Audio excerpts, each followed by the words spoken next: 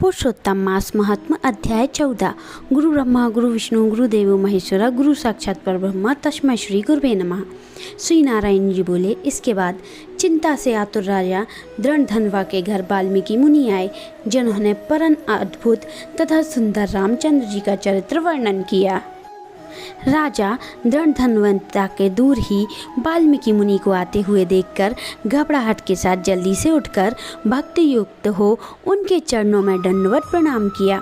भली भांति पूजा कर उत्तम आसन पर ऋषि को बिठाकर उनके चरणों को गोद में लेकर दोनों हाथों से धोया और उनके चरणोदर को बड़े हर्ष के साथ सिर पे धारण कर शुक पक्षी की बात स्मरण करता हुआ राजा दृढ़धनवा के मधुर वचन सो यो कहा।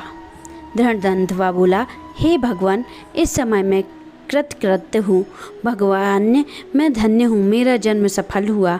हे प्रभु, आज मेरा मनोरथ पूर्ण हुआ। आज आपके प्रत्यक्ष दर्शन से शास्त्रादिकों के अर्थात अर्थ का ज्ञान सफल हुआ। हे जगत के पावन करने वाले, पापों को हरने वाले, आज मैं आपके भाग्य का वर्णन करूँ। श्री नारायण बोले। इस तरह वाल्मीकि मुनि को कहकर राजा मौन हो गए। बाद वाल्मीकि मुनि उस राजा को विनयुक्त देखकर बड़े प्रसन्न हुए और जनता को आनंदित करते हुए बोले। वाल्मीकि मुनि बोले, हे नरश्रेष्ठ, ठीक है, तुम्हें उस वक्त सब प्रकार की बातों का होना संभव है।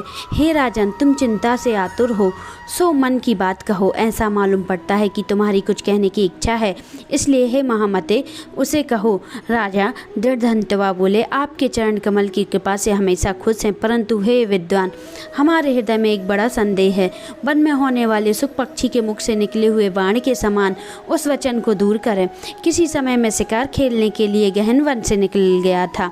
वहाँ भ्रमण करता हुआ एक तालाब देखा, उसका जल पिया। बाद में थकावट दूर करने के लिए एक बड़े वृक्ष के नीचे बैठा। अत्यंत घनी तथा सुंदर छाया वाले और मन एवं नेत्र को आनंद देने वाले उस वृक्ष पर बैठे हुए सुंदर शुक पक्षी को देखा। जब उस पक्षी पर हमारी दृष्टि गई तब उसने हमारे सम्मुख होकर एक श्लोक पढ़ा कि इस पृथ्वी पर विद्यमान अतुल्य सुख को देखकर तू आत्मा का चिंतन नहीं करता है तो इस संसार के पार कैसे जाएगा। मैं इस प्रकार शुक पक्षी के वचन को सुनकर विस्मित हो गया।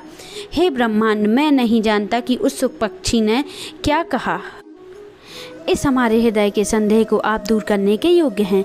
हमारा राज्य सुख और सुंदर 4 पुत्र पुत्रादि पुत्रियां, स्त्री, हाथी, घोड़ा, रथ, सेना, ब्रह्मांड, ये सब अतुल समृद्धि इस समय हमें किस पुण्य से प्राप्त है, यह सब विचार कर संक्षिप्त में कहने आप योग्य हैं। राजा दृढ़धनवा के वचन को वाल्मीकि मुनि सुनकर प्रणाम कर एक मुहूर्त तक ध्यान में मग्न हो।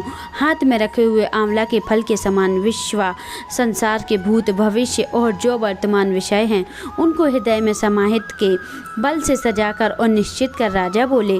वाल्मीकि मुनि बोले, हे राजाओं में श्रेष्ठ, अपने पूर्व जन्म का चरित्र तुम सुनो। हे राजेंद्र, पूर्व जन्म में आप द्रविड़ देश के ताम्रपर्णी नदी के किनारे वास करने वाले सुखदेव नामक ब्राह्मण थे। धार्मिक सत्यवादी, जो मिल जाए उतने ही में संतोष कर लेते थे और संतोष करने वाले वेद ध्यान में संपन्न, विष्णु भक्ति में परायण रहा करते थे। आपने अग्निहोत्र आदि यज्ञों के द्वारा भगवान हरि को प्रसन्न किया। इस प्रकार रहते हुए तुम्हारी गुणवंती स्त्री थी, वह गौतमी ऋषि की सुंदर कन्या गौतमी नाम से प्रसिद्ध शंकर की सेवा में तत्पर पार्वती के समान तुम्हारी प्रेम से सेवा करती थी। ग्रस्त अवस्था के धर्म और धर्म पूर्वक वास करते हुए समय बीत गया, परंतु तुम्हें कोई संतान नहीं हुई। एक दिन अपने स्त्री से सेवित आसन पर बैठते हुए दुखित ब्राह्मण गदगद स्वर से बोला, यदि सुंदरी संसार में पुत्र से बढ़कर कोई दूसरा सुख नहीं और तपदान से उत्पन्न पुण्य दूसरे लोक में सुख देने वाला होता है। शुद्ध वंश में होने वाली संतान इस लोक में तथा परलोक में कल्याण करने वाली होती है। उस श्रेष्ठ पुत्र के न मिलने से मेरा जीवन निष्फल है। ना तो मैं तुम्हें पुत्र को प्यार किया, न वेद पढ़ने के लिए सोने से जगाया, न तो उसका विवाह किया, इसलिए मेरा जन्म व्यर्थ चला गया। अरे मेरी मृत्यु हो, मेरे को आयुष प्रिय नहीं है। इस प्रकार अपने प्रिय पति का वचन सुनकर स्त्री गौतमी खिन्न मन हुई। बाद धैर्य धरती हुई प्रिय वचन बोलने में आतुर और चतुर प्रिय पति के प्रेम में मग्न वह स्त्री अपने पति को समझाने के लिए सुंदर वचन बोली। गौतमी बोली, हे प्राण प्रिय, अब इस तरह तुच्छ वचनों को ना कहिए। आपके समान भक्तवंद विद्वान लोग मोह से नहीं होते हैं। हे विभो, आप सत्य धर्म में तत्पर रहने वाले हो। आपने स्वर्ग को जीत लिया है। हे सूत्रव्रत अर्थात ये सुंदर व्रत करने वाले, आप जैसे ज्ञानी को पुत्रों के सुख की प्राप्ति कैसी, अर्थात ज्ञानी पुरुष पुत्रों के होने वाले सुख की इच्छा नहीं करते। हे ब्रह्मांड, पहले चित्रकेतु नामक राजा पुत्र शोक से सतन्म हुआ। तब नारद ने अग्रिरा ऋषि के आने पर पुत्र शोक से मुक्त हो संसार में उद्धार को प्राप्त हुआ। इस प्रकार राजा अंगवैन नामक दुष्ट पुत्र के कारण रात्रि के समय वन को चला गया। इसी समय हे स्वामिन, आपको भी संतान सुख देने वाली होगी। फिर भी तपोवन, यदि आपको सतपुत्र की लालसा है तो प्रसन्नता से जगत के नाथ समस्त अर्थों के दाता श्री हरि भगवान की आराधना करें। हे ब्रह्म, पहले शंकराचार्य कर्मद्र ऋषि ने जिनकी आराधना कर पुत्र को प्राप्त किया, जो कि पुत्र योगियों में श्रेष्ठ कपिल देव नाम से प्रसिद्ध हुए। ब्रह्मा श्रेष्ठ इस प्रकार अपनी धर्म पत्नी के वचन सुनकर निश्चय कर उस अपनी गौतमी स्त्री के साथ ताम्रपणी नदी के तट पर गया। वहां जाकर उस पवित्र तीर्थ में स्नान कर अत्यंत श्रेष्ठ तप करना। 5 दिन तक भूखे सूखे पत्ते जल का आहार करता। इस प्रकार तप करके उस तपोनिधि सुखदेव ब्राह्मण ने 4000 वर्ष व्यतीत हो गए। हे ब्राह्मण, उसके इस तपस्या से तीनों लोग कांप उठे। भक्तवत्सल भगवान उस सुखदेव ब्राह्मण के अत्यंत उग्र तप को देखकर जल्दी ही गरुड़ पर सवार होकर प्रकट हुए।